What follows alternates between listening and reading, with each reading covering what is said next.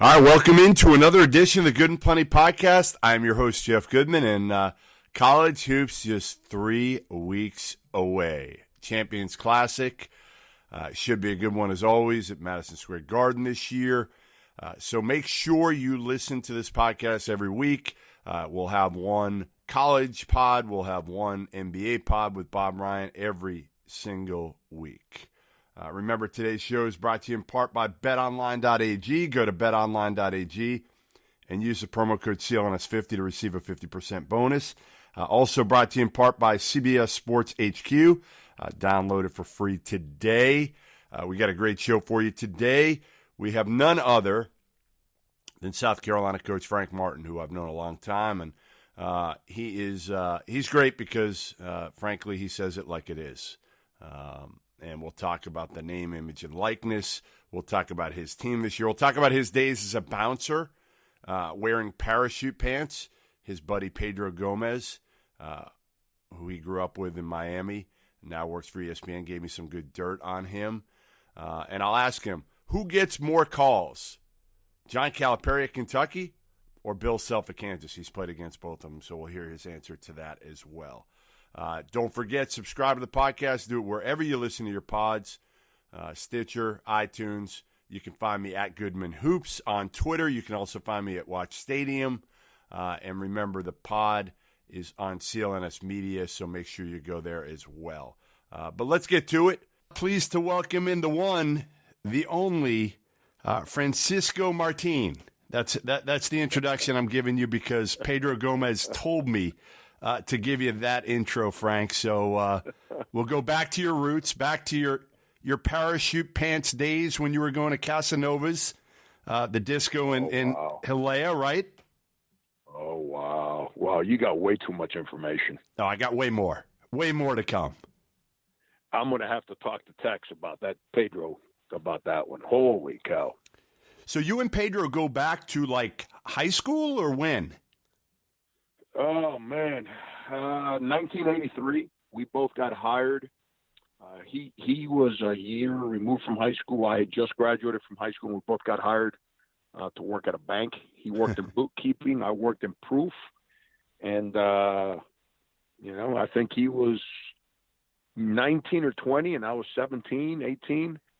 And the rest is history. And we both love sports. We were both young and dumb and didn't know anything about banking, but we struck a friendship, and I was the first baseman. He was the shortstop on the softball team, and the rest is history. He said you were decent. He said you were no Keith Hernandez, but that you could pick it a little bit at first. I grew up playing third base. So I can kind of use the glove a little bit. The thing that was always frustrating for me, Jeff, and this is a true story, is that I was naturally a left-handed hitter, but my dad refused to allow me to do anything left-handed with sports because he wanted me to be a third baseman. And so he forced me to throw right, forced me to hit right, which to this day I don't understand. I understand the throwing right. I don't get the hitting right. But as big as I am, I had no pop. I can hit because right-handed. I had no pop, but I love baseball, softball. I mean, it's just a great sport. Well, it is interesting because you've got guys on your roster right now that have baseball. You got Omar Manaya's kid, and you've got Garrett Anderson's kid. Like, what is going on here? And my freshman point guard, he'd probably be a first-round pick. Major League Baseball if he decided to follow baseball. I mean, he's an incredible baseball player. I don't know. Omar, here's the great thing about having Omar. I can kind of call and be a miserable coach to a GM that doesn't deal with me as his coach, and he can call and be a miserable GM with a coach that's not the coach that works for him. So it's a heck of a deal. Who's your point guard who could have played baseball? Trey Hannibal. I've seen him throw a baseball. It's scary. It is scary the way the ball comes out of his hands. It's he gave up baseball after his sophomore year to focus on basketball. But he's a hell of a baseball player. I mean, he can really, really throw that ball. He's a pretty good hitter from what I understand, too.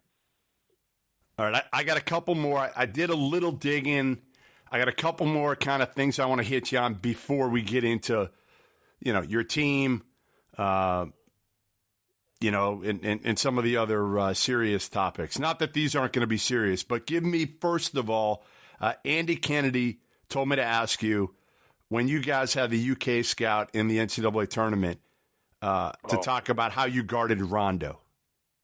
Oh my God! Now this is family rated, right? This so we gotta bleep out. We do, stuff, right? We can bleep, but it's not. I mean, I've dropped a few F-bombs, and yeah, I don't love to do it, but if it warrants it, we can do it.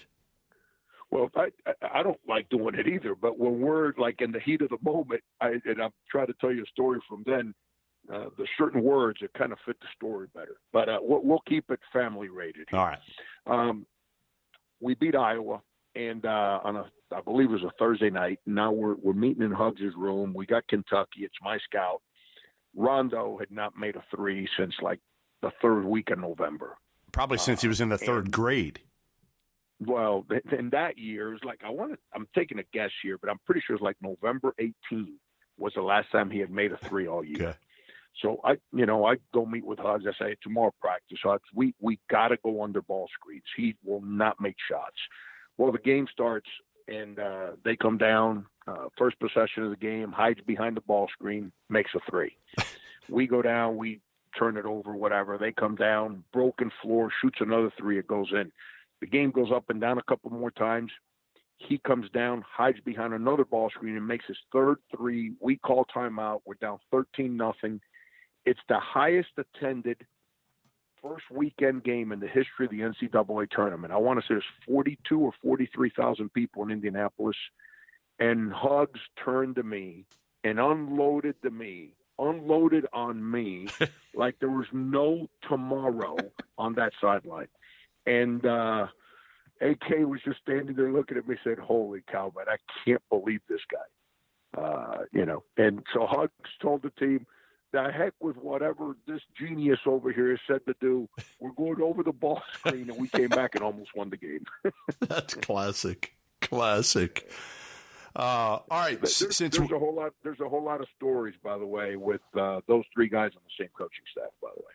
Well, the next one I have is how you and AK heard about Hugs getting fired at Cincy when you were an assistant.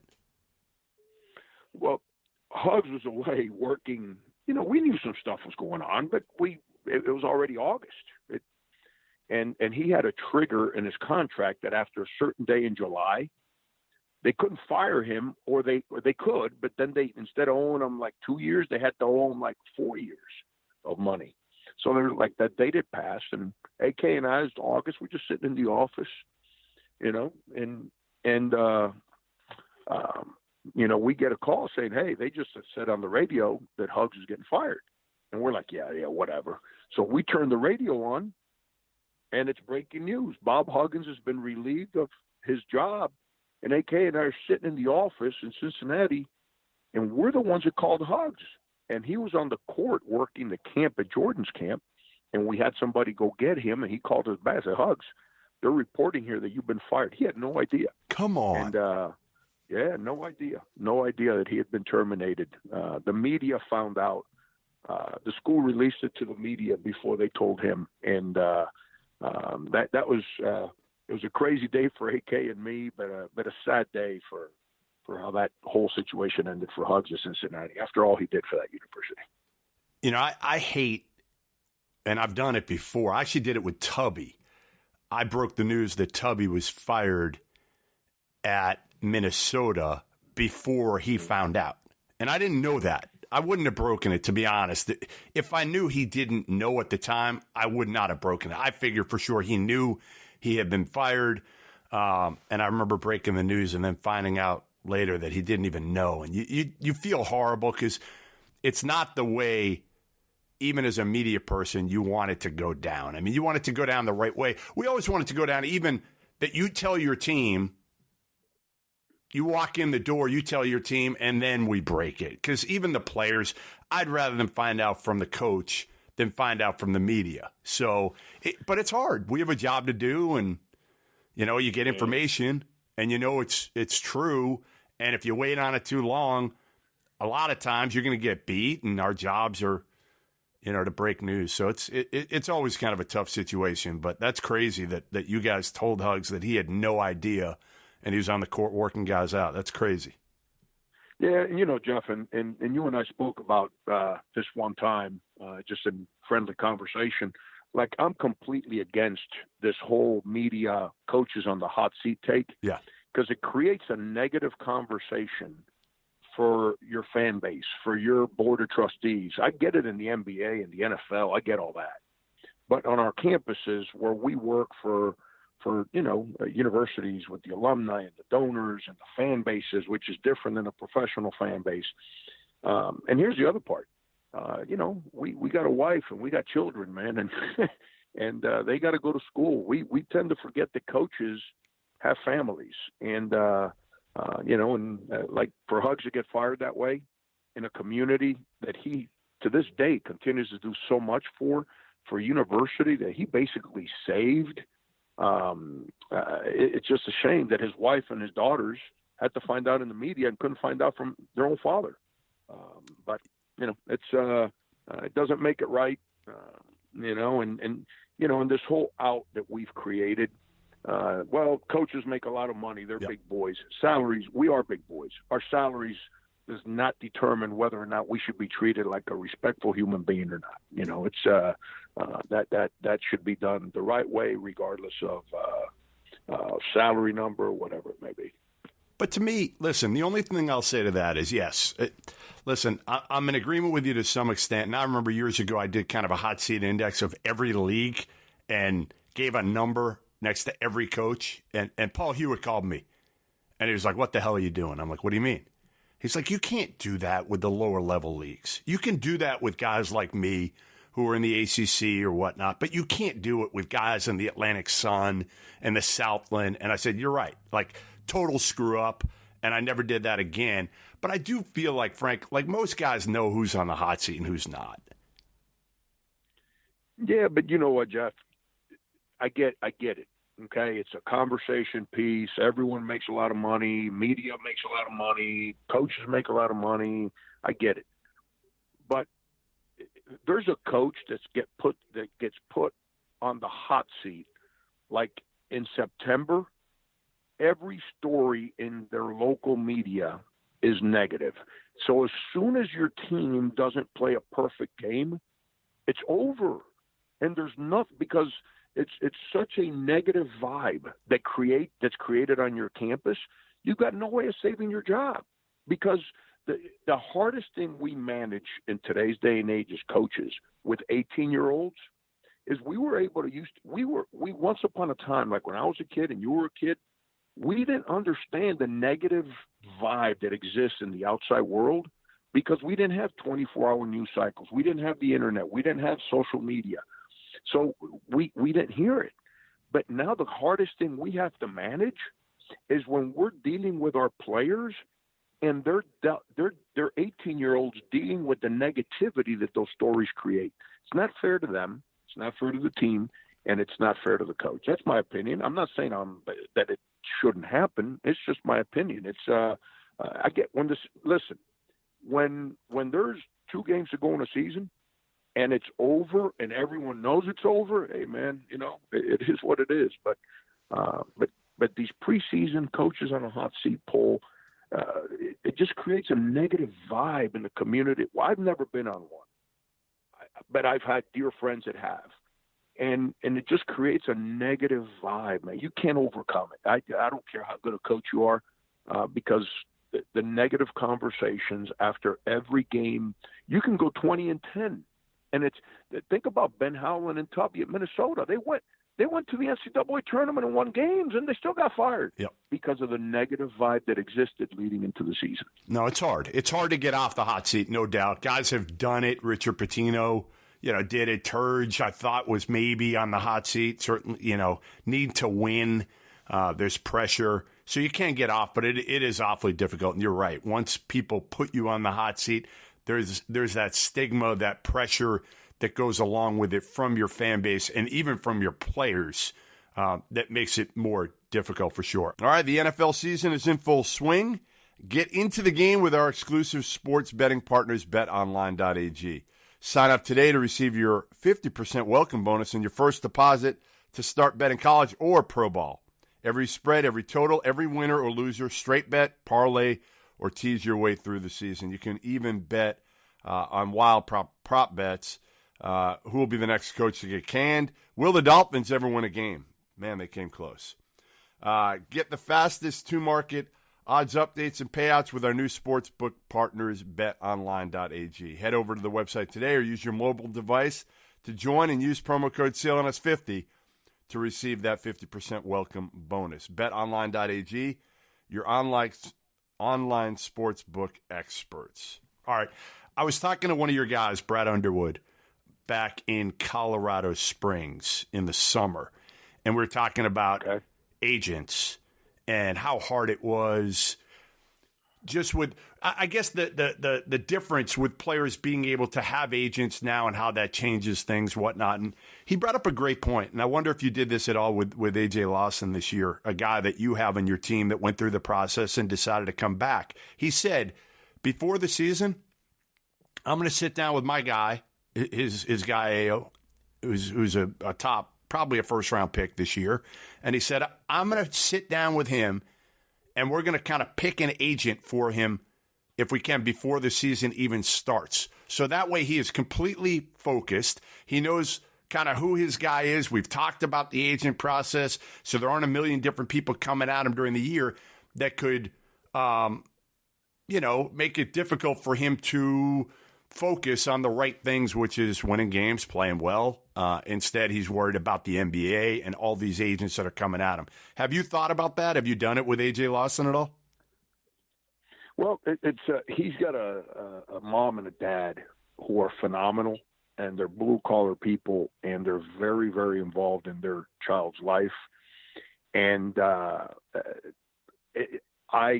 have clear conversations with all my players about everything, including AJ, about his professional aspirations. But I think that's a responsibility that falls on the parents' hands, unless they don't want it. If they don't want it, then I have to intervene. But AJ's parents are directly involved in that. Their choice is because of my conversations with them. I know this. They're not interested in creating those conversations right now because they just want the kid to be a college student right now and enjoy the experience. And I don't know if he's a unicorn for this or the family is. They want the kid to win, and they want our team to win. They believed in South Carolina. They came here, and they want this whole thing to be successful and playing the NCAA tournament. And we get too, because of the one and done rule. We got too many voices that are always trying to put the cart ahead of the horse. When the spring gets here, the guys who don't get drafted, they're going to know. When they start worrying about their draft status and agents and all that in the fall, we're creating conversations about things that do not apply to our team. And we got to be careful there. I'm not going to say I disagree with Brad. I think you have to be proactive with conversations. But I also think there's a time to hire an agent. And I don't know if now before the season's the right time.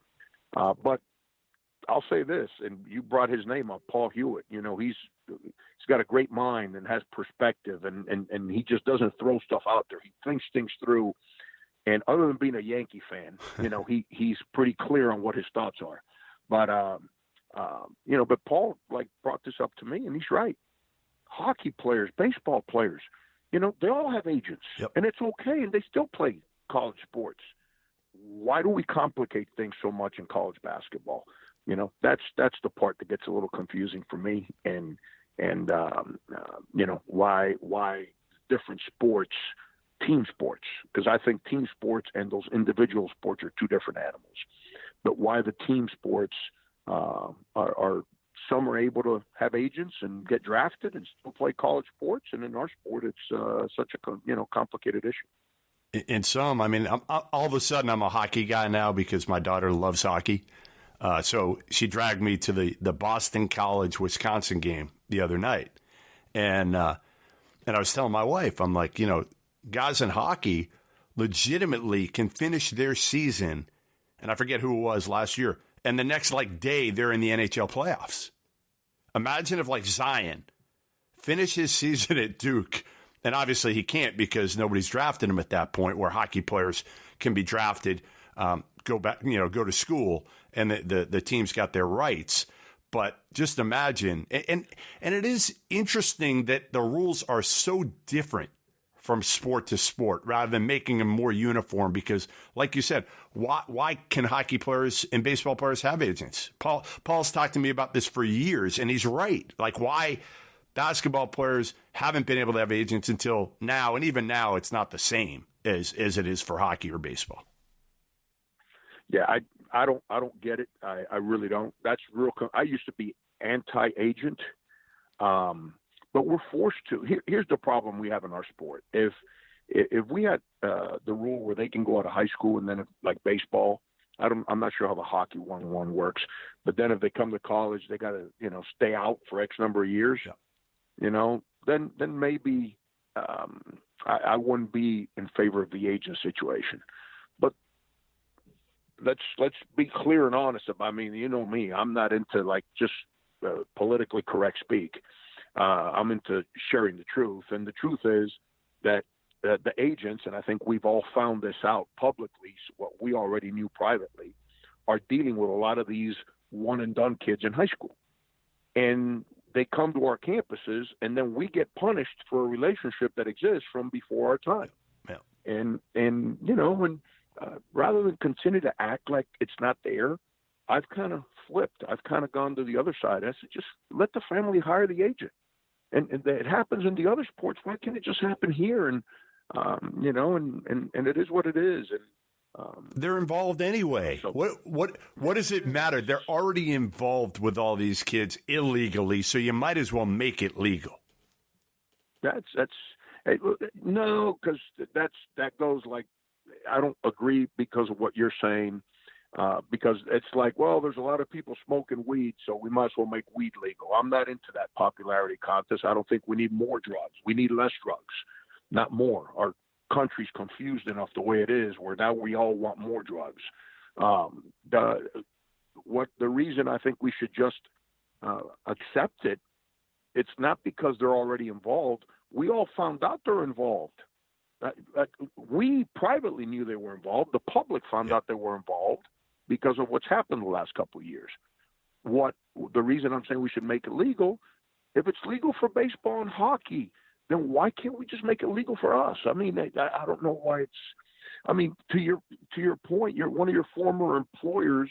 If you watch them introduce a college hockey game at night, they'll introduce, and with the goal is Jeff Goodman, property of the Toronto Maple Leafs. Oh, excuse me. I'm going to get your Boston fans. Property of the Boston Bruins. Yeah.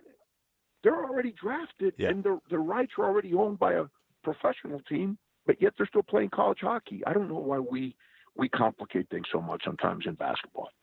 And to be honest, if they are legal, at least you know kind of who you're dealing with, and you can try to have a relationship with them rather than them coming onto your campus a lot of times, doing it rogue, trying to meet with a kid or their parents or whatnot. At least you kind of know what you're dealing with. And I think that's what kind of Brad was saying is, listen, let's get this thing figured out early. Let's get him where he knows who he's dealing with, and I know who I'm dealing with, and we can make this thing work this year. And again, we got one guy rather than five guys that are going at this kid, that are going at his parents, that are confusing the situation, making it tough for him. So anyway, all right, let's get on to the biggest topic, one that you and I have talked about for years, back when you were at K-State, name, image, likeness. It looks like it's headed that way. California bill already passed. There'll be other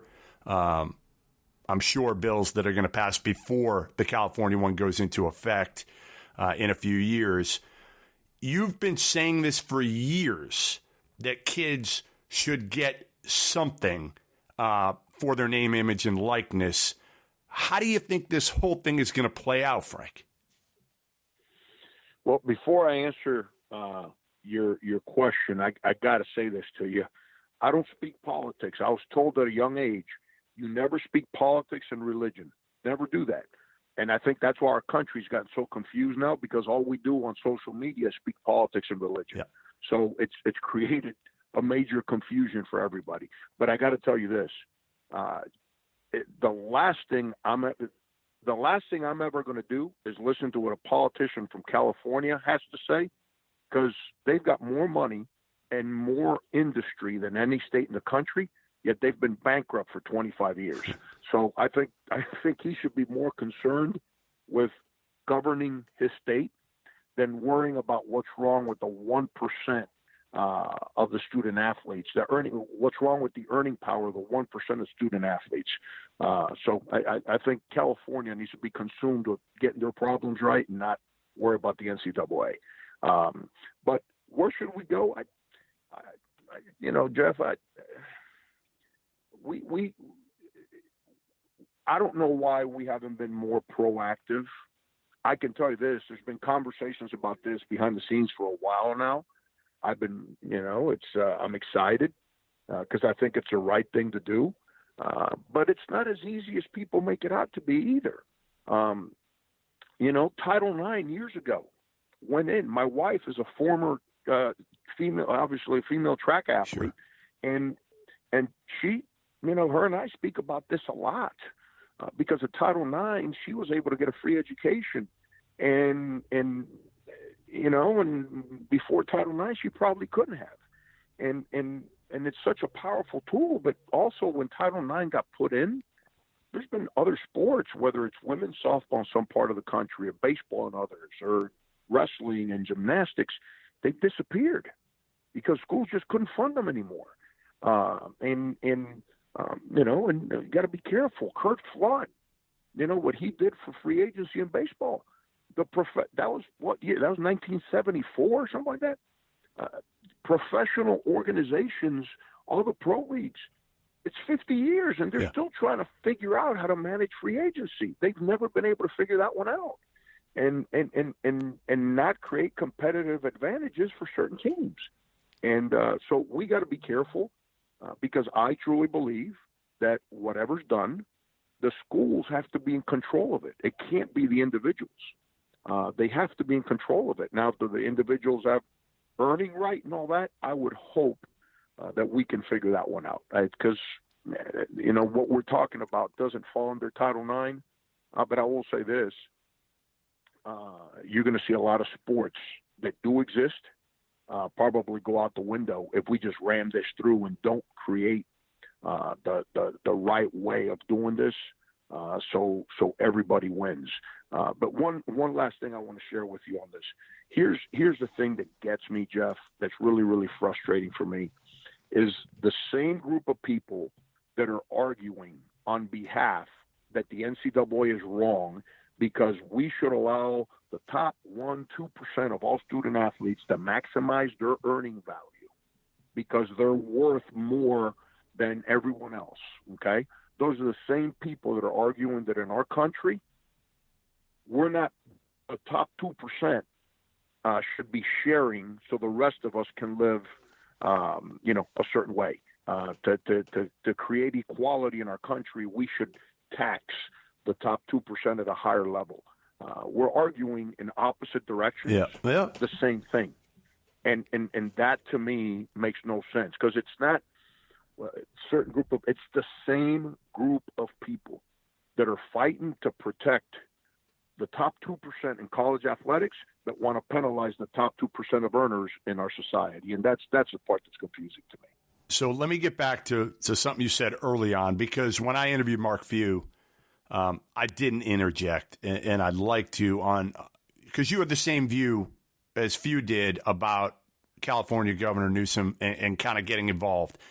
I agree. I don't want politicians to get involved because they don't know what the hell they're doing and talking about with most of this stuff. However, what I will say is if they don't get this done, politicians, the NCAA may never get it done. Now, I know Mark Hughes told me they've been talking about it. They've been working on it. But at their pace, it could be 2050, Frank, before they get anything done with name, image, and likeness. So this is going to move it along and get it done because I think the NCAA is going to have no choice now but to they're being reactive, but they're going to be proactive now too and move along, I think, quicker than 2023 because, frankly, they have no choice. Yeah, but, Jeff, I don't – all that's done, it's created an impression that there's added pressure internally for public. So politicians are jumping on board because it's a sexy topic for self-notoriety. If they were so interested in making sure that this happened, they would have gotten involved a long, long time ago, but they chose not to. Here's my opinion. Politicians, and you know how I grew up and where I come from, politicians should be more concerned with making sure that guys like me, who weren't star athletes, whose family don't have money, can afford to go to college. That's what they should be worrying about, and not be worried about I'm not even going to say a name, but here, I'll use one that played for me. Not be worried about Michael Beasley's earning power while at Kansas State. They should be more consumed with making sure that the state provides more money to its state universities so inner city kids like me have a chance to go to college. Because the one thing that's proven, I said this to my boss, Prop 48 was put in place a long time ago, and it was basically for two sports, football, basketball. Sure. You know why? Because it's the two sports that recruit inner city kids. Well, if you take all these inner city kids that have accepted scholarships to universities across the country in the last 20 years, did most of them succeed or fail?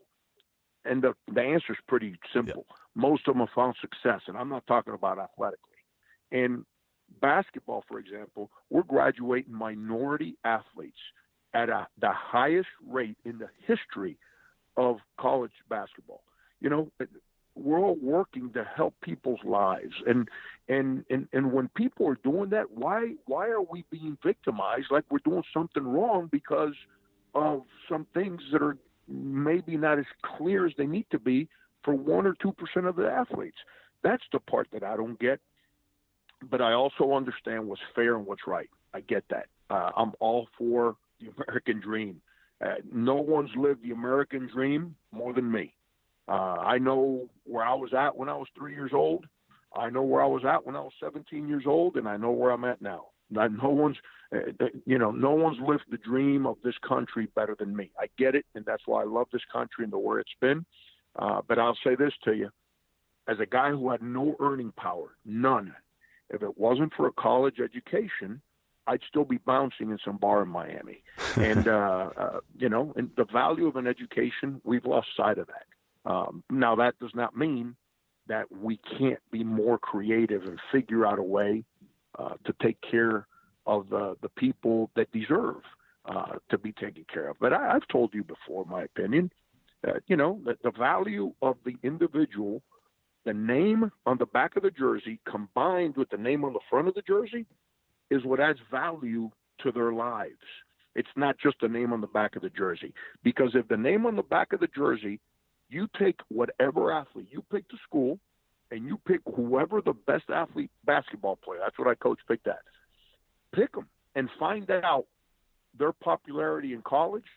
And then when they didn't make it in the NBA and went to the G League, why are they playing in front of 75 people?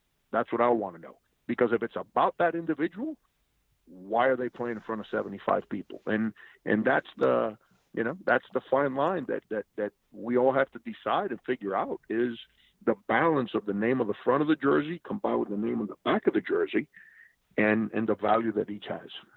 It's going to be very, very interesting to see what the NCAA does in terms of the restrictions, what they allow, autographs, endorsements.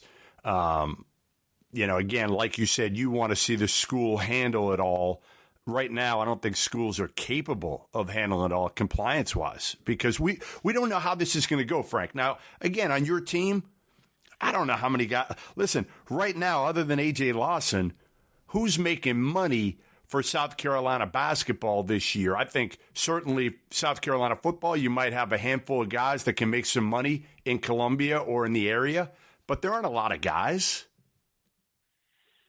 Yeah, Jeff, I think that, I don't know, man. I don't have the answer. I wish I did. But this is what I'll say. Pro sports and their fan base is different than college sports and our fan base. It's two different fan bases. And the pro team that has the celebrity name athlete, their attendance numbers, their television viewership, everything. Like, everyone talks about the NBA and all this stuff. They're the only sports organization that does not compete against itself on television. They will not play more than one game at a time on one station. And everyone else, we put 100 different games at the same time in 100 different stations. And it's meaning you're not going to have a Turner game go against an ESPN game in the NBA. Correct. Yeah. That's exactly right. Yeah. And we're blinding ourselves to these things that we should follow that lead and everything should be that. And that's a different deal, man. South Carolina fans here, they rooted for South Carolina when Alex English played here. It's one of the top 50 players in the history of the game. You know what they still do? They still root for South Carolina, and Alex English hasn't played here since 1976. That's how they are. Right. No, it's totally different. You're right. I mean, you grow up that way, you die that way, right? You don't change your allegiance. That's who you are. Brian Winters made 1 million threes for Milwaukee Bucks and crushed my Sixers back when I was a kid, and all I did was root for the Sixers, But you know what? He played at Carolina. Our fans that rooted for him back then, they still root for us. And guess what? Sindarius Thornwell played here, okay? And he had a great career for us, unbelievable career.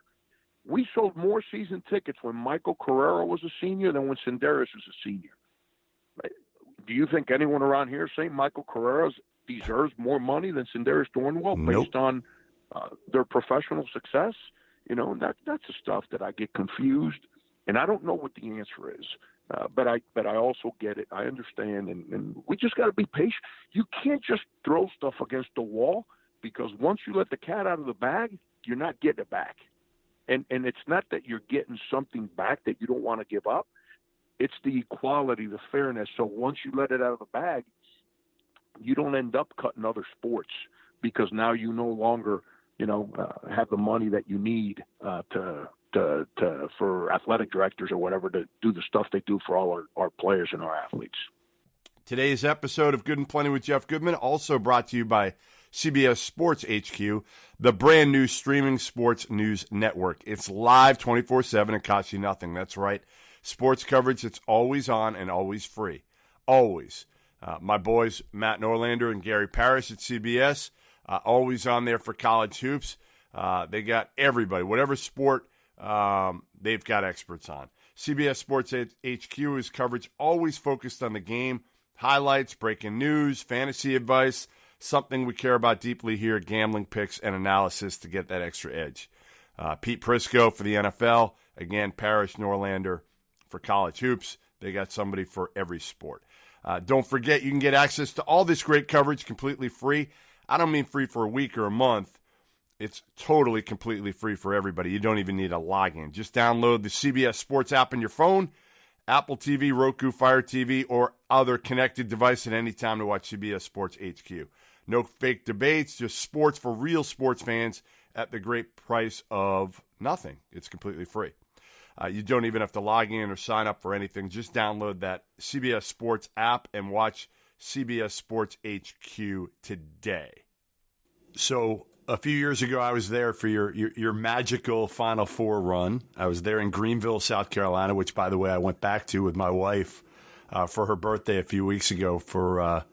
It's just such a good town, such a good little city. So we went back.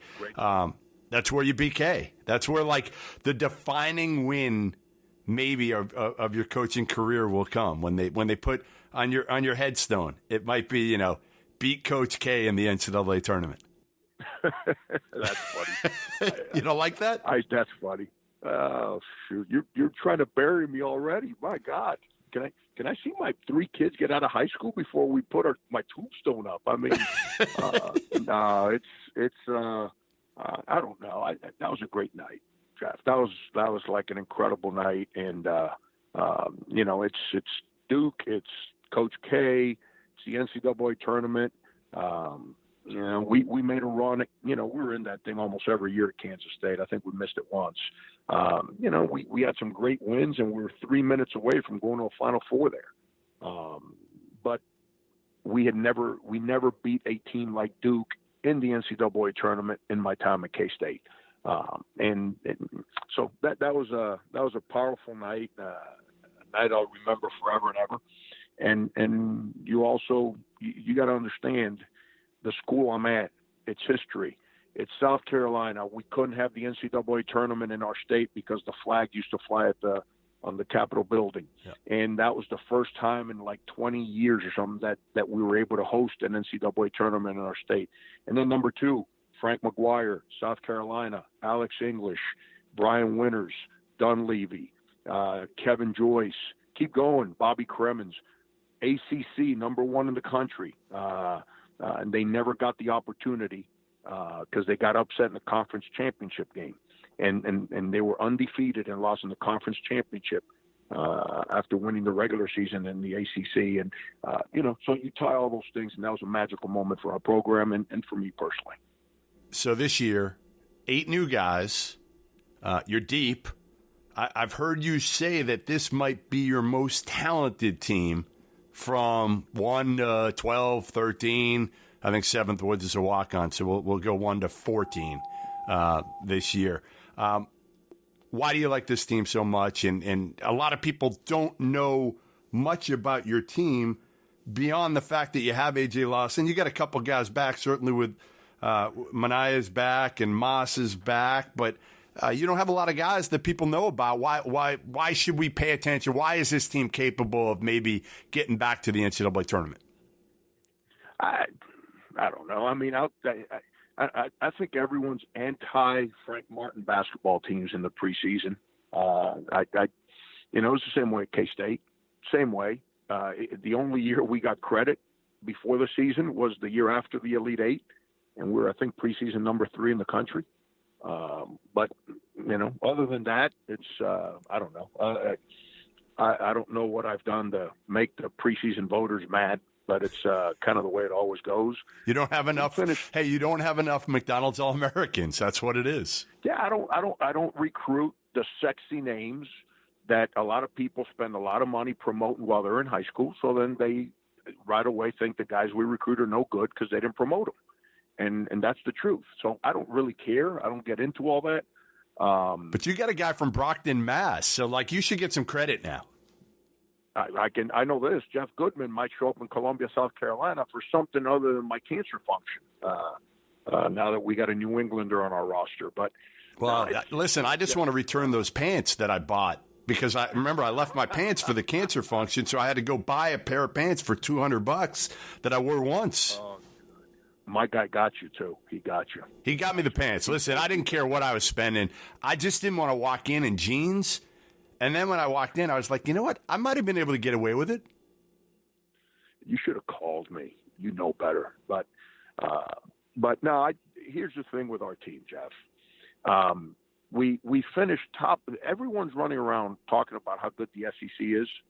We've had more top 100 recruits in the last 4 years than any league in the country. We've put more first-round NBA. Oh, here we go. Here comes the SEC homerism. No, I'm not trying to give you the SEC homer. I'm just giving you numbers that are real. We've had 5 consecutive non-losing seasons. When you couple, that's the first time since the 70s that's happened. Yep. We had 5 guys last year redshirting. Jair Bolden's a kid that, for a 14-win George Washington team, average was starting point guard for 2 years and averaged 13, 14 points a game. Now he gets to go. he's been on it all year. A.J. Lawson's a bona fide first-round prospect. At least that's what I'm being told by general managers. I'm not being told that by what do you call them? Draft boards. And you told me, Frank, you said, like, it's not like you walk into the gym and it's A.J. Lawson and then there's a big gap. It's almost like so far in preseason, it's been you can't even tell necessarily who A.J. Lawson is on a given practice because that's how good the other players have been. Correct. We had an inter-squad scrimmage on Friday, and he kind of let me know, like, yo, Frank, I don't know what you've been paying attention to, but I think if you watch this film, you're going to know who I am today. He had one of those days, but everyone else is good. It's Jermaine Cousinard, who didn't play last year. That guy can really, really play basketball. He's really good. Jair Bolden, T.J. Moss, who was our starting point guard when he broke his foot. Alonzo Frink. I know we lost Chris Silva. I get it. We lost Asani Gravett. I get it. I understand those things. One was the first-team All-League player. The other one was Sixth Man of the Year. But let's not forget how those guys got to that. They got to that going through our program and their growth. And we've got a lot of guys that are in that place. Mike Kotsar, he didn't have a good year for us last year, but he's a 4-year starter. 4-year starter that played in the end. He made the basket that created the separation for us to beat Florida to go to the Final Four as a true freshman. That's the kind of confidence I have in him, that he was in the game with a minute and a half to go in the game to go to the Final Four. I'm not saying we're world beaters. I respect how difficult winning a game is. So I've never been a big promoter. Maybe that's another problem of mine. I'm not a big promoter. But I know this. This is not year 1 for Frank anymore. This is year 12 for Frank. 13 as a head coach. And I've been around some players at Cincinnati. I've been around some players at K-State and here. And I think this is by far the most talented team I've had, 1 through 4, include the walk-ons, 1 through 16. I think it's the most talented team I've had. Does that mean we can win? I got no idea. But I know this.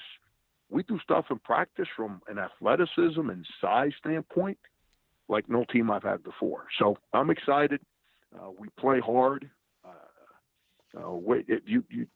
I said this the other day, Jeff. We should preseason polls. We should call coaches and ask them to say, "Hey, list in what order are the teams you don't want to play against," and then you'll find out what teams are good and what teams, regardless of what Scouter report says, are the ones that have a chance to be pretty good. All right, I got one more question for you. It's an easy one. Yep. You ready? Really easy. You were at K-State. You played a lot against Kansas. You're now at South Carolina. You've played against Kentucky. Plenty. Yep. Who gets more calls, Self or Calipari? Ooh, wow. The SEC fined me already one time, right? That's a good question. You got to admit that's a good question. It's a heck of a question. Can you ask? When you were talking about my tombstone earlier, when you put that tombstone up and you put that win against Coach K, yeah. Can then the next row? Can then we put the name of the coach who got the most calls? In my opinion, no. We got to answer that now. I can't answer that. It's going to get me in trouble. You're so soft. When did you get so soft? When I had to write a check for $25,000 and my wife looked at me like I need to move out of the house. Wait, you're telling me the SEC would fine you if you said that Calipari gets more calls than Bill Self? If I say anything about officials, I get dinged, and I already got dinged for that number. So my next ding is a bigger number, and I'm. All right, we'll wait till you retire. How's that? You know me now. If it didn't cost me money, I'd be more than happy to tell you. Yeah, we don't need Anya to be mad at you.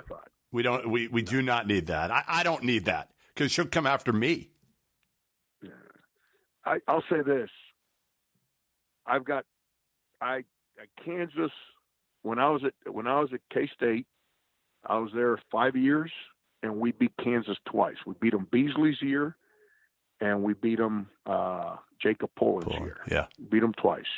I've been here 8 years, and we've beat Kentucky twice, if I'm not mistaken. We beat them Sindarius' freshman year, and we beat them again the year after the Final Four. So I've got 2 wins against each team, and that's so. All right, I got one more for you. Hold on. 4, this is easier. 1 against Duke. I got 5 wins against Blue Bloods. That's pretty good. That is pretty good. I got one. All right, last question.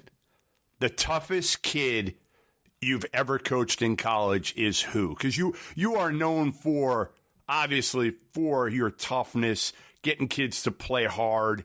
Who's the toughest MFer you've ever coached? Oh, God.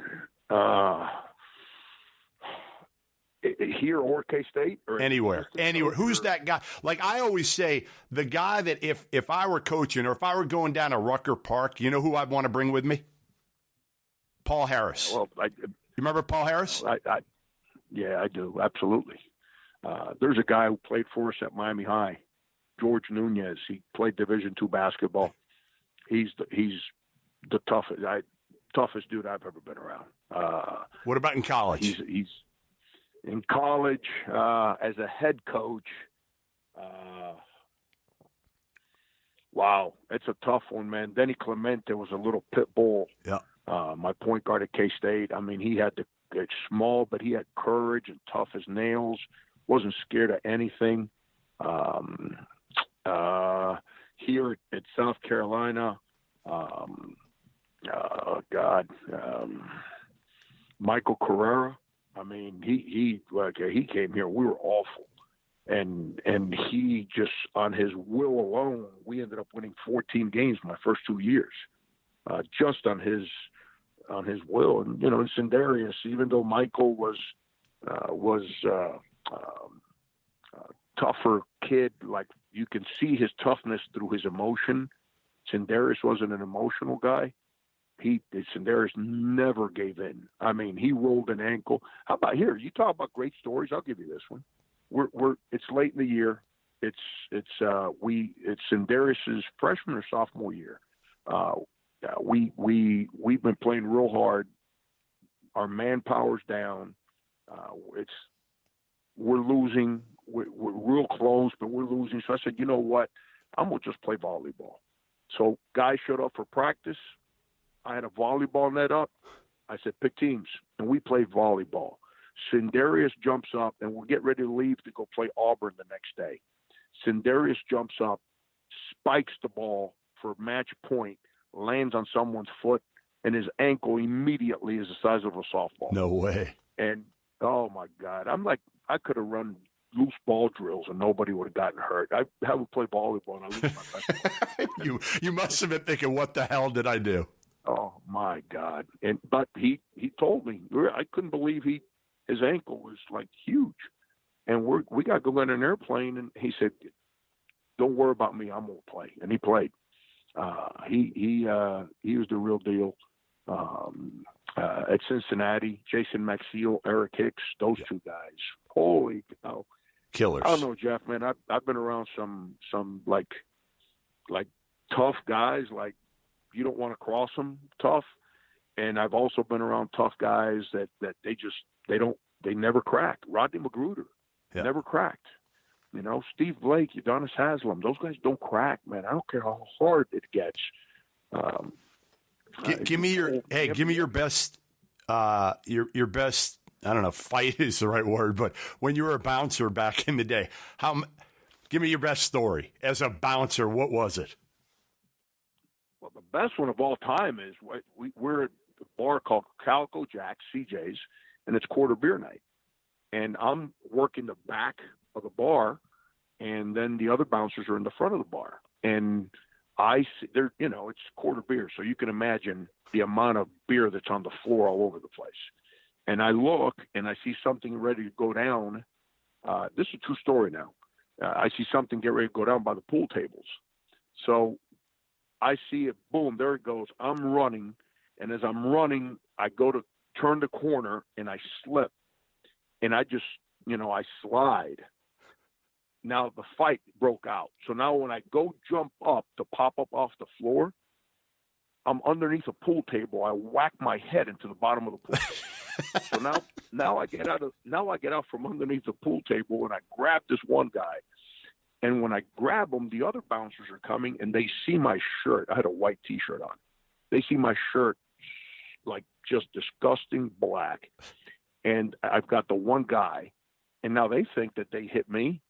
So they just unload on those guys. And we throw the guys out. It's like 4 of them. We throw the guys out of the bar. And then they come to get me. You're like, yo, man, can you believe those guys jumped you? I said, no, man, I slipped and hit myself in the head of the pool table. That's awesome. So classic. How many years did you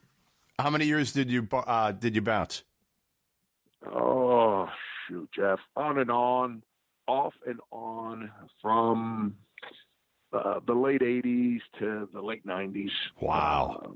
For about, I used to enjoy it. Everyone thinks it's about the fighting and all that. Man, I was single. My oldest son was born in 1999. So I was single. I had some free time. You enjoyed it. The people part of it. It's Miami. Yeah. I was going to socialize anyway. Rather than socialize and spend money, I'd make a couple bucks. And it's. Were you Francisco Martin back then, or were you Frank Martin? Everyone knows. Even though I was Frank Martin, everyone knows that I was Francisco Martin. It's it was fun, man. But here's the most overrated thing when people talk about my bouncing days. They think there's some, like everywhere else, there's some guys that are lunatics. The fight is not fun, man. When the fight goes down, no one wins. You're going home with a knot on your head. I don't care what tough guy you are. It's all about no matter what. Yes. Fight, man. You don't want the fight to go down. When that thing goes down, you're going to get popped, and you're going home in a bad mood. It's,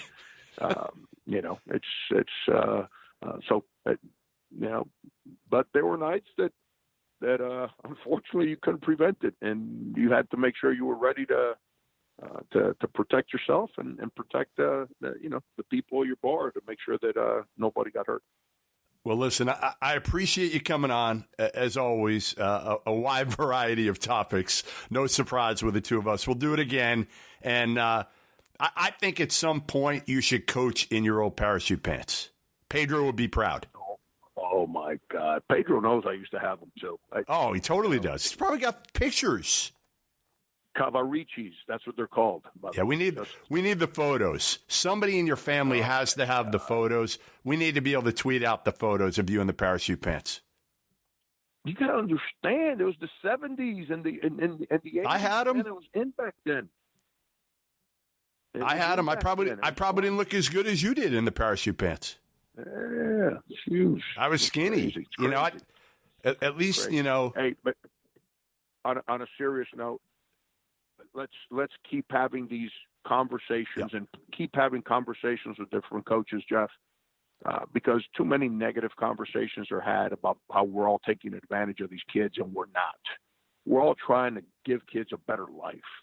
And you giving me a platform, Fuey a platform, anyone else that's in this business a platform, we can make people understand that we are working to make it better for kids, that we're not trying to be greedy in this whole thing. We're trying to do what's right and protect college athletics, because we're one of the few countries that has college athletics. And I would hope that when my time passes, that college athletics still exists, because it's such a beautiful part of our lives as we go through that age. Well, listen, thanks again, Frank, and we'll talk soon. Appreciate you. Take care, man.